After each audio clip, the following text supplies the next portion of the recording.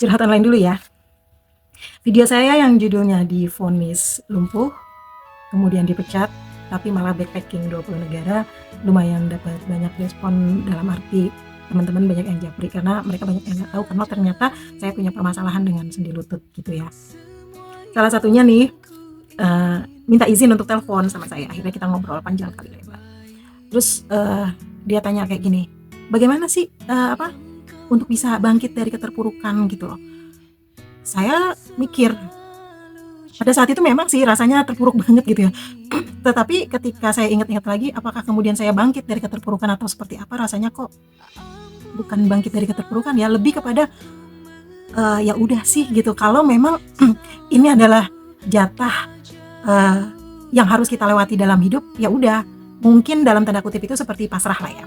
Kayaknya saya nggak pasrah-pasrah amat gitu, artinya ya karena pasrahnya itu lebih ada hopelessnya sih sebenarnya pada saat itu setelah saya ingat-ingat. Cuma karena kebetulan kita punya basic agama ya yang diajarkan oleh orang tua kita, itu artinya kita ketika menghadapi sesuatu yang di luar kemampuan kita, sandarkan atau kembalikan kepada yang memberikan cobaan.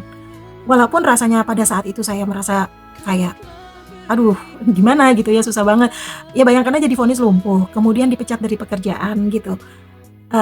Itu rasanya seperti apa, uang nggak ada, kemudian kita juga sepertinya masa depan itu suram atau bagaimana gitu ya.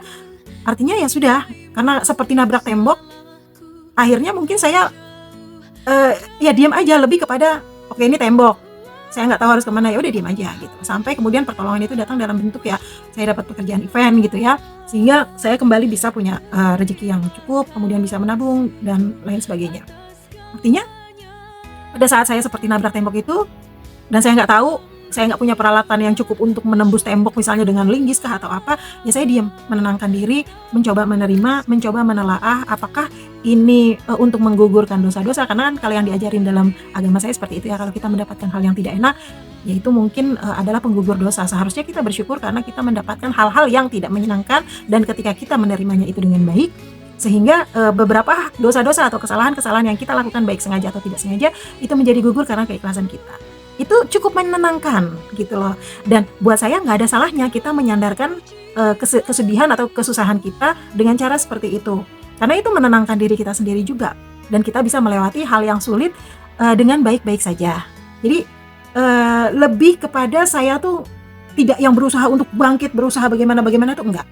Cuma memang saya menjalankan kehidupan seperti biasa aja, dan saya keluhan-keluhan saya itu tidak saya keluarkan ke orang lain, karena memang buat saya ya, misalnya kita curhat ke orang satu, orang itu belum tentu bisa memberikan solusi untuk kita. Yang kedua, kalau orang itu baik sama kita, dia akan peduli, kita akan merasa ada teman gitu ya. Tetapi kalau orang itu nggak peduli dan jahat gitu sama kita, itu akan digoreng, dijadikan macam-macam dengan bumbu-bumbu macam-macam. Bisa aja misalnya seperti dia bikin cerita bahwa oh dia tuh sakit ini karena dia tuh wajar aja karena dia diteluh lah atau disihir lah, kan ada aja ya gosip-gosip yang seperti itu. Dan daripada saya pusing-pusing menghadapi yang seperti itu, lebih baik diam aja alias nggak usah curhat gitu. Nah akhirnya teman saya tuh nanya gini, apa sih yang bisa membuat kamu itu bisa sampai di titik ini dan terlihat tabah atau terlihat baik-baik saja, bahkan orang-orang melihatnya seperti dirimu tuh selalu berkelimpahan.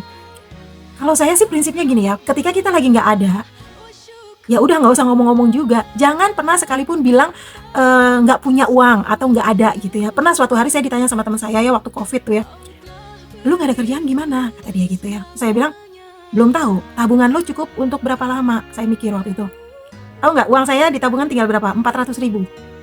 Sementara saya kan punya kucing 40 gitu ya, dan internet harus dibayar, listrik dan lain sebagainya. 400.000 itu buat bayar listrik aja udah selesai gitu sebenarnya, belum bisa bayar internet dan lain sebagainya. Buat makan ya nggak tahu juga gitu. Dia saya diam aja.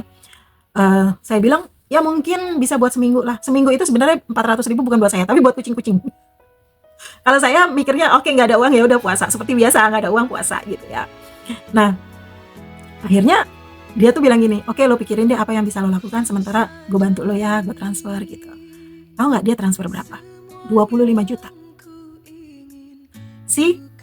Tuhan itu menolong dengan cara yang kadang-kadang memang tidak bisa kita pikirkan gitu loh. Artinya gini, ketika mungkin ya pada saat itu saya bisa aja angkat telepon minta tolong sama temen gitu, pinjemin gue duit dong, bla bla bla bla bla. Tapi biasanya kan itu kita merendahkan diri kita untuk minjem gitu ya, karena kan kalau memang itu darurat sebenarnya itu tidak apa-apa, nggak ada masalah. Kalau kita menganggap bahwa teman yang kita mintai tolong itu memiliki kemampuan dan bisa membantu kita, itu tidak apa-apa sebenarnya. Tetapi jangan lupa bahwa kita itu harus minta izin dulu sama Tuhan. Kalau kita misalnya mau minjem kah, mau apa gitu, bilang dulu lah sama Tuhan, ajukan dulu lah proposal sama dia bahwa saya ini nggak punya duit nih Tuhan, saya tuh butuh untuk ini. Kalau misalnya saya tidak menyelesaikan ini, lalu bagaimana gitu ya. Serahkan persoalan kita ke tangannya gitu, karena di tangannya tidak ada sesuatu pun yang berbahaya. Masalah dia nanti menyentuh hati siapa untuk membantu kita, ya itu yang kita terima, berarti itu adalah solusi yang diberikan oleh Tuhan kepada kita, kayak gitu. Tetapi jangan pernah bilang bahwa kita tuh nggak ada, bahwa kita tuh nggak punya. Kalau saya misalnya lagi orang kan melihatnya karena kita tidak pernah mengeluh tentang uang atau apa segala macam, mungkin orang melihatnya kita berkelimpahan selalu, ya alhamdulillah gitu ya. Misalnya kita dimintai sumbangan yang kadang-kadang nggak kira-kira. Ada yang pernah datang ke saya minta sumbangan untuk apa? Untuk beli baju badut. Halo, baju badut itu mungkin harganya sekitar 1,5 juta atau apa, dan menurut saya it's not necessary gitu loh untuk beli baju badut. Jadi buat saya yang kayak gitu saya bilang, oh enggak, saya nggak ada budget, bilang aja kayak gitu. Saya ada uang tapi saya tidak ada budget untuk hal-hal seperti itu. Jadi apa ya, kita lihat-lihat lagi. Tapi kalau ada orang yang benar-benar butuh, misalnya ada orang miskin yang kita tahu beneran miskin gitu ya, dan dia minta dengan sopan, misalnya nih ada pemulung datang ke rumah, ibu saya boleh minta beras. Kalau dia minta beras berarti dia nggak makan, kasih. Tapi kalau ada orang yang bawa list misalnya dari masjid apa, kemudian itu sekarang banyak yang manipulasi, bilang aja masjidnya di mana, alamatnya di mana, nomor telepon pengurus masjidnya mana, biar saya nanti bicara dan saya datang ke masjid. Bilang aja kayak gitu. Biasanya uang kayak gitu masuk ke kantong pribadi gitu ya. Jadi ya apa namanya, kita tega-tegain aja, kita mau diomongin apapun nggak ada masalah gitu loh. Artinya kenapa kita selalu bisa kelihatan tabah, tegar atau happy, sebenarnya dikembalikan lagi ke kita aja.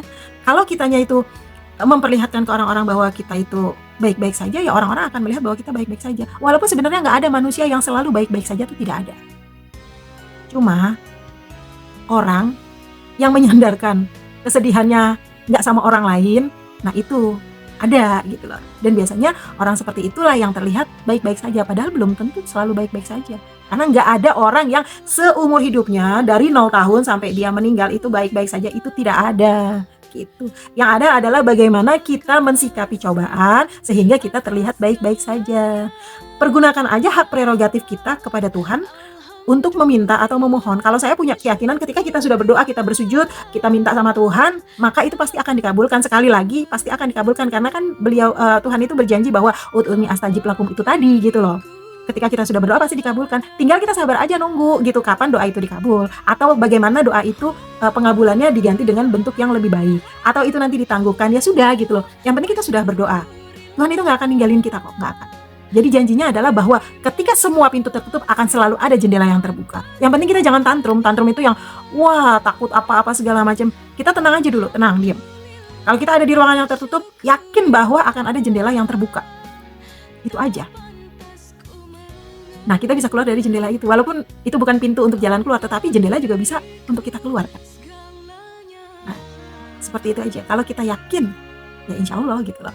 Ya terima kasih kalau saya terlihat selalu baik-baik saja, terlihat happy dan terlihat sukses. Mudah-mudahan itu menjadi doa bahwa saya akan selalu happy, saya akan selalu baik-baik saja, dan saya akan sukses. Terima kasih untuk teleponnya selama 2 jam lebih.